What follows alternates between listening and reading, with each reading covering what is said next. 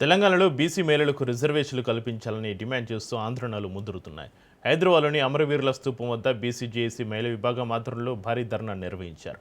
ఈ నిరసనలో మాజీ మంత్రి శ్రీనివాస్ గౌడ్, కాంగ్రెస్ సీనియర్ నేత V Hanumantharao, MLC Madhusudhanachari, JAC chairman Jajula Srinivas Goud పాల్గొన్నారు.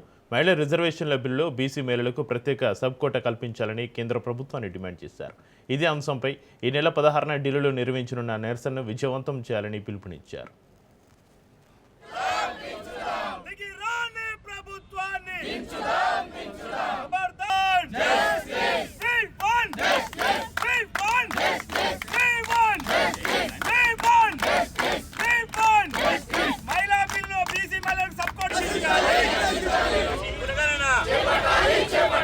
చేపట్టాలి జనగణనలో బీసీ కులగణన పెంచాలి బీసీలకు బీసీ వ్యతిరేక ప్రభుత్వమా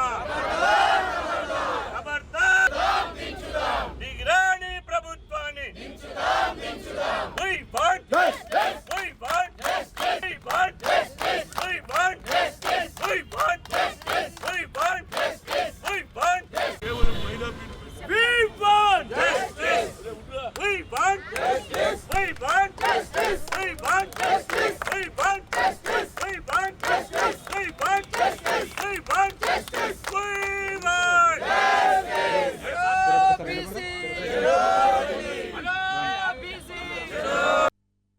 ఒక ఆటవిక రాజ్యం, ఒక ఆటవిక విధానపరమైనటువంటి నిర్ణయాలతో భారతదేశంలో ఉన్నటువంటి బీసీ మహిళల నోరు నొక్కేటువంటి ప్రయత్నం జరుగుతూ ఉన్నది.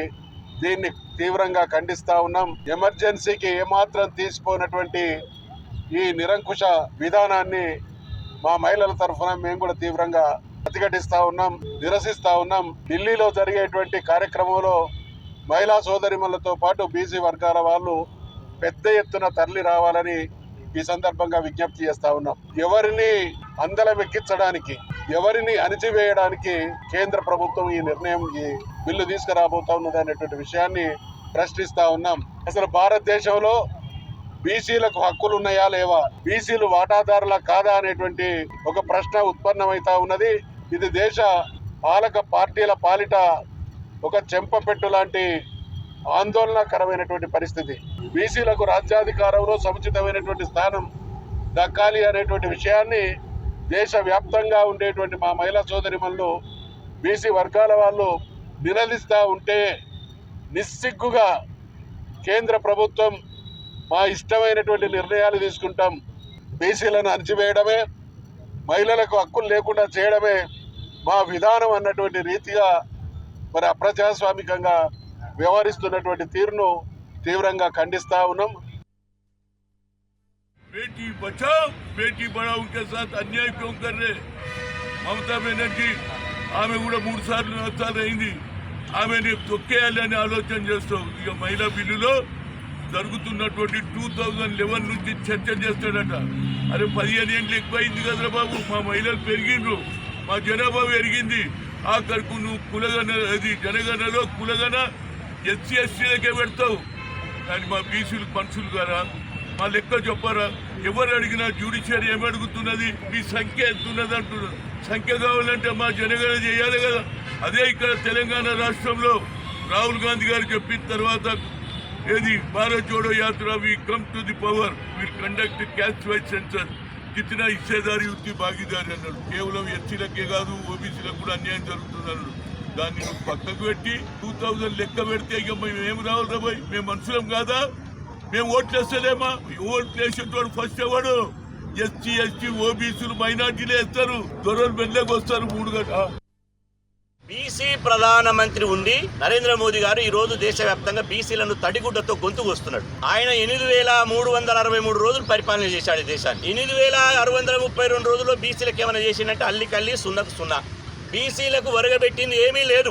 ఓ కేంద్రంలో ప్రత్యేక మంత్రిత్వ శాఖ లేదు, బీసీ కులగణన చేయలే, కుటుంబాల లెక్కింపులో బీసీ కుటుంబాల లెక్కింపు లేదు, రిజర్వేషన్లకు 50% ముగింపు చేశాడు. అదేవిధంగా ఏం చేసిండు నరేంద్ర మోదీ గారు అంటే అగ్రవర్ణాలకు రాజ్యాంగానికి విరుద్ధంగా ఈడబ్ల్యూఎస్ రిజర్వేషన్లతో 10% రిజర్వేషన్ పెట్టాడు. కాబట్టి నరేంద్ర మోదీ పాలన మాకొద్దు. ముమ్మాటికి బీజేపీ పార్టీ బీసీలకు జూటా పార్టీ. బీజేపీ అంటేనే అది బీసీలకు జూటా పార్టీ.